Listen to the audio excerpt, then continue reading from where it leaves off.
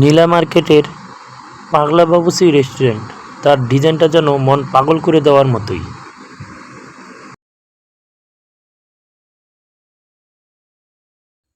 আসসালামু আলাইকুম বন্ধুরা, আমি আপনাদের মাঝে আবারও উপস্থিত হয়ে গেছি আমার আরেকটা ব্লগ ভিডিও নিয়ে। আমি আজকে আমার এই ব্লগ ভিডিওতে শেয়ার করবো আপনাদের সাথে।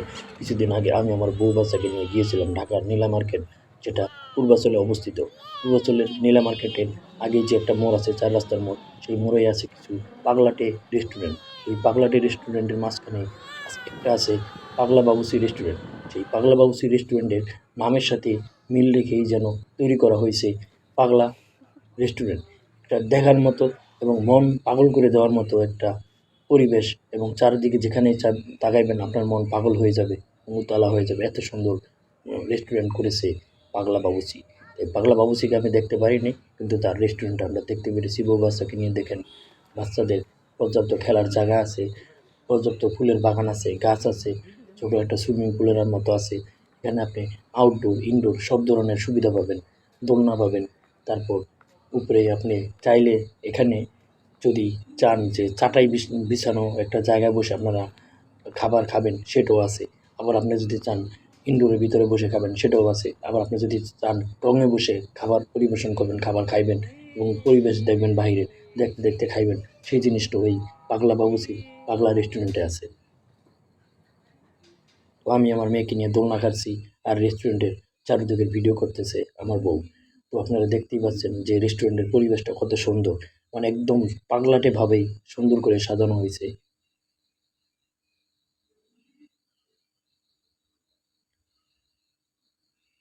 রেস্টুরেন্টের চারপাশটা আমরা দেখে ফেলছি। এখন আমি আমার মেয়েকে নিয়ে সামনে আগাইছি, কারণ দেখতে হবে যে রেস্টুরেন্টের উপরে আমি একটা টঙের মতো একটা জায়গা দেখছি, তো ওই টঙের মতো জায়গাটা কেউ বুকিং দিছে কিনা। যেহেতু আমরা সন্ধ্যার আগে গেছি, কারণ এই সময় এই জায়গায় এই নীলা মার্কেট এরিয়াতে সবসময় সন্ধ্যার সময় বড় লোকেরা প্রাইভেট কার, মোটরসাইকেল, নিজস্ব যানবাহন নিয়ে চলে আসে। যার কারণে এইসব জায়গার যে খোলামেলা জায়গাগুলো বুকিং পাওয়া খুব কষ্টকর। কিন্তু না, আমি আমার জায়গাটা পেয়ে গেছি একদম টঙে, একদম রেস্টুরেন্টের একদম কোনায় এই জায়গাটা পেয়ে গেছি। এটার পাশেই নীলা মার্কেটের যে মোড়টা, সেই মোড়টা দেখা যাচ্ছে, গাড়ি আছে। ওই পাশেই পিঠাঘর আছে, আপনারা এখানে চিতই পিঠা, নানান ধরনের পিঠা পাওয়া যাবেন এই রেস্টুরেন্টের পাশেই। আরও অনেক কিছু এই এলাকায় পাবেন।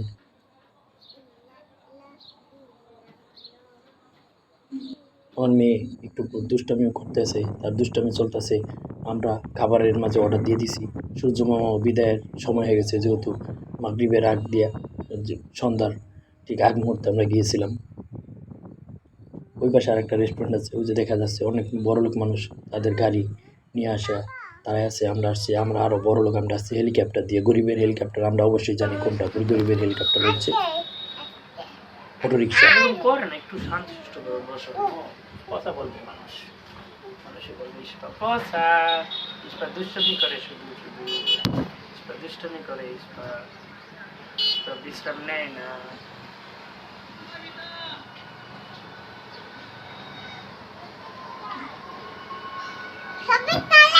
ছবি তোলে, ছবি তোলে,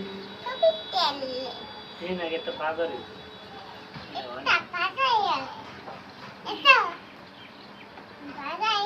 তো আমি খাবার অর্ডার দিয়ে বসে আছি, বউ খাবারের অপেক্ষায় আছে, আর আমি মেয়েকে যে তার দুষ্টামি সেটা থামানোর চেষ্টা করতেছি, আর বিভিন্নভাবে বলতেছি মানুষ এত দুষ্টামি করে না, তো তোমাকে মানুষ পচা বলবে। আর বউ মন খারাপ করে বসে আছে, কতক্ষণে খাবার আসবে, খাবার খাবে। তো আমরা খাবারের অর্ডার করেছিলাম হলো চিকেন তান্দুরি, 2টা রাইস, একটা বিফ, সাথে দিয়েছে জুস, তারপর কিছু ফল টল সব কিছু দিয়েছে। এগুলো সব মিলিয়ে দাম নিয়েছে 800 টাকা। তো মোটামুটি খাবারের দামটা কমে ছিল এবং খাবারের মানটাও মোটামুটি ভালোই ছিল। তো আমার মেয়ের পেট ভরার মতো কোনো কিছু খাবে না, সে খাবে শুধু শসা বা এই যে সালাদ আছে বা একটা সবজি হয়, সেই সবজিটার ওইটার যে সসটা থাকে, সে শুধু ওটাই খাবে, আর কোল্ড ড্রিঙ্কস খাবে, আর কোনো কিছু সে খাবে না।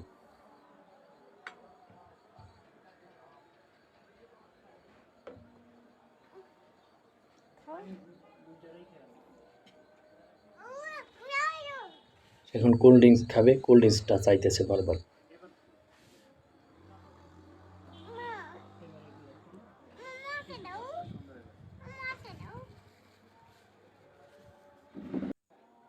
তো তার কোল্ড ড্রিঙ্কস খাওয়া চলতেছে। সে কোল্ড ড্রিঙ্কসটা খুব ভালো খায়। পেট ভরার মতো কোনো কিছু সে খাইতে চায় না। এই কোল্ড ড্রিঙ্কস পেলে শুধু কোল্ড ড্রিঙ্কসটাই খাইতে চায়। তো আমাদের খাবারের শেষ করে আমরা চলে আসছি আবার বউ বাচ্চাকে নিয়ে প্রথমবারের মতো ঢাকা পূর্বাচলের ৩০০ ফিট। ৩০০ ফিটে এসে মেয়েকে বিভিন্ন স্টাইলে দাঁড় করাইছি। যেমন তুমি আম্মু তুমি এভাবে দাঁড়াও, ওভাবে দাঁড়াও। সে বললাম যে স্টাইল করে দাঁড়াও। তো সে তার মতো করে স্টাইল দিয়ে পোজ দিতেছে। আমরা ছবি তুলছি, ভিডিও করছি। তো আমাদের পূর্বাচলের টুকটাক ঘোরাটা এই পর্যন্তই। এখন আমরা বাসার দিকে রওনা দিছি।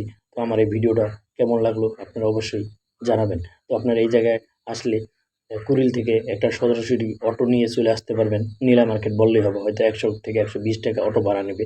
আমরা আসছিলাম ঢাকা কালীগঞ্জের এদিক থেকে, গাজীপুরের। তো আমাদের এখান থেকে ভাড়া পড়ছে ১২০ টাকার মতো। তো আপনারা চাইলে এখানে আসতে পারেন।